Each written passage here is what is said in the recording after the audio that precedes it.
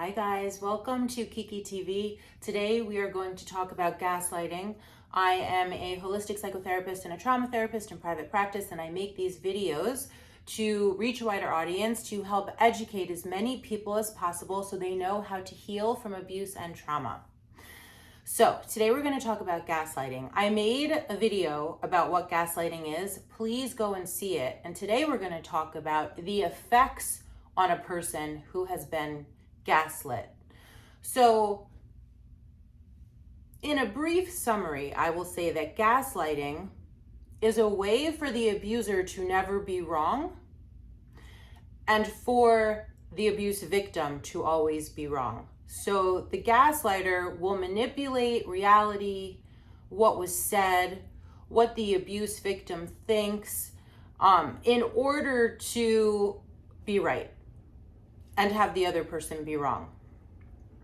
Gaslighting is mental and emotional abuse. Manipulation is mental and or emotional abuse. And gaslighting is manipulation and gaslighting is abuse. Like, make no mistake about it. And one of the things that it causes is PTSD, which I'll get to, trauma or PTSD. So first, let me just give you some sentences of a gaslighter.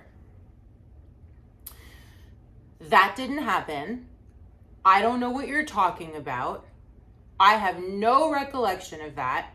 I don't remember it that way. That didn't happen to me. I wasn't there. You're going crazy. I never said that. I never did that. You're going crazy. You need to have your brain checked. You're going insane. Your perceptions are all wrong. What you're thinking is wrong. Other people also think that you're crazy and that I'm right and that you're wrong.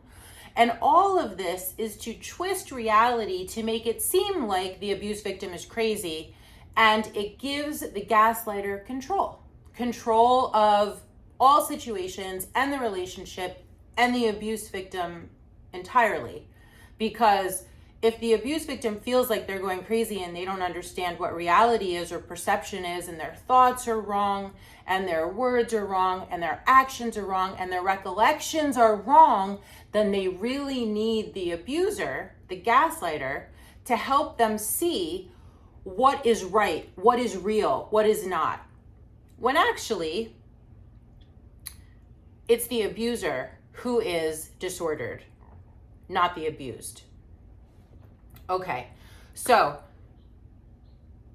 what effect does this have on the gaslit? What effect does the gaslighter have on the person that's being gaslit? It's a tongue twister. A person that's being gaslit, first of all, they are always to blame.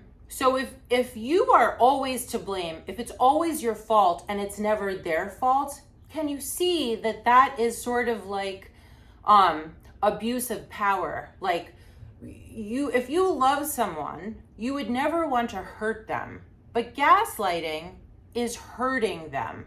So you're hurting them to make them feel crazy and wrong all the time and messed up, in order to keep control of them and never take blame for anything.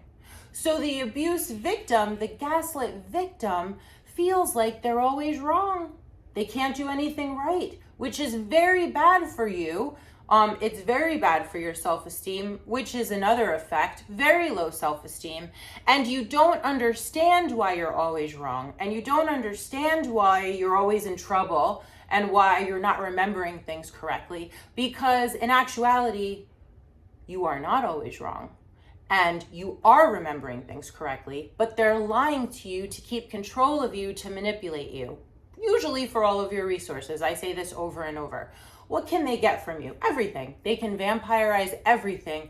If you are solely dependent on them for, like, looking at reality as reality. If you cannot be trusted to see the truth of things, then you are very dependent on the person who says they do see it.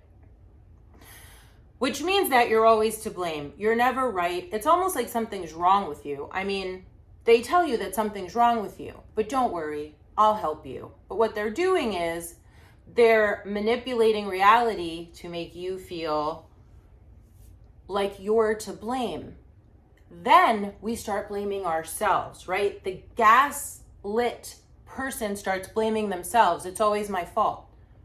I mean, how many gaslit victims have said to me that they end up apologizing for stuff they shouldn't even be sorry for? They didn't even do, but they're just like, oh, I'm so sorry. It's so confusing if someone is twisting and distorting reality, you know? And you being sorry all the time for things that you should or, didn't do or should have done that you didn't do, it's bad for you.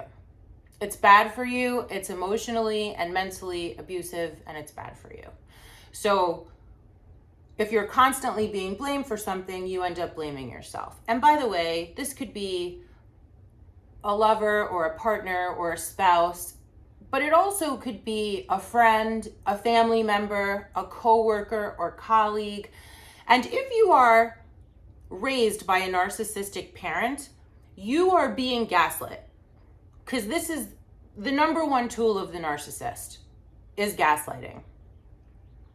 And if you are a child being gaslit and you grow up being gaslit with your reality distorted, I mean, the narcissistic parent may as well hand you over to a narcissistic partner when you get older, because it's going to feel like home. And you're already going to have like low self-esteem from not believing in yourself and your perception of reality. And you're already going to be blaming yourself for everything, which is perfect for a narcissistic partner to take full advantage of you. And you won't even say anything because you're going to be used to it, which is why they ask you what your history is. And then they use it against you. These people are master manipulators. So, other effects of gaslighting.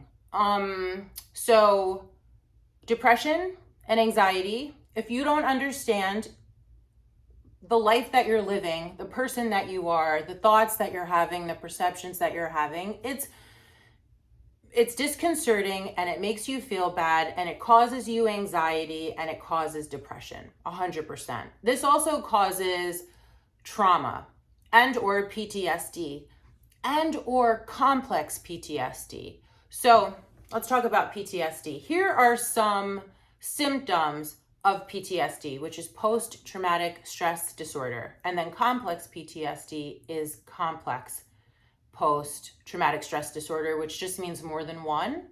So if you're gaslit more than once, chances are you have complex PTSD. So here are some PTSD symptoms. Flashbacks, where it's not like you're remembering something, but it's like you're experiencing it. And they're bad. Those are bad. They feel very bad because you're re-experiencing the trauma. Trying to stay away from the thing that traumatized you in the first place, which is called avoidance. So if you're trying to avoid conversations with people because you're afraid that you're going to be gaslit, or you're afraid that you're crazy and you're going to seem crazy, you become very isolated, right? That's another effect. So you begin to isolate yourself because you don't trust yourself, your perceptions, what you think and how you feel. You don't trust it, so you become isolated. But avoidance of conversations and people because you don't trust yourself is a trauma or a PTSD or a complex PTSD symptom. Also, lack of sleep. Also, you're hypervigilant. You're always ready for some kind of danger to come out of the clear blue sky and like, bam, hurt you. Which means that your nervous system is always prepared, sitting on ready. I heard on the Housewives of Atlanta, sitting on ready. So if you're always sitting on ready, if you're hypervigilant, your whole entire body is ready for battle. Things start shutting down. You're like, appetite stops, your everything stops working, your digestion stops working, so that you can prepare to save your own life. If you're in that state all the time, that causes disease. That causes chronic stress and anxiety and sadness and exhaustion and fatigue. It causes a shorter lifespan. Trauma causes a shorter lifespan. Emotional and mental abuse is a trauma that causes a shorter lifespan. Please hear me when I say this. Because if you are able to leave a situation, right now you're watching this video and you're like, oh my gosh, I'm totally being gaslit. You have to get out of it. It's a matter of saving your own life. So those are the effects of gaslighting, and I really hope this was helpful. It's not nothing. And it is very important that we, like last week while giving therapy, I heard many people talk about the fact that, you know, they had like emotional trauma and mental trauma and verbal abuse, but they don't really consider it like worthy of the word abuse. And it certainly isn't PTSD inducing. And I'm here to tell you that it is. It causes PTSD. Emotional and mental demeaning, minimization, gaslighting, love bombing, trauma bonding, where they love bomb and then they abuse. These things cause long-term trauma. It's bad for you. It will shorten your lifespan, and you deserve better. That's why I'm making this video. Because gaslighting is abuse, gaslighting is abuse, gaslighting is abuse.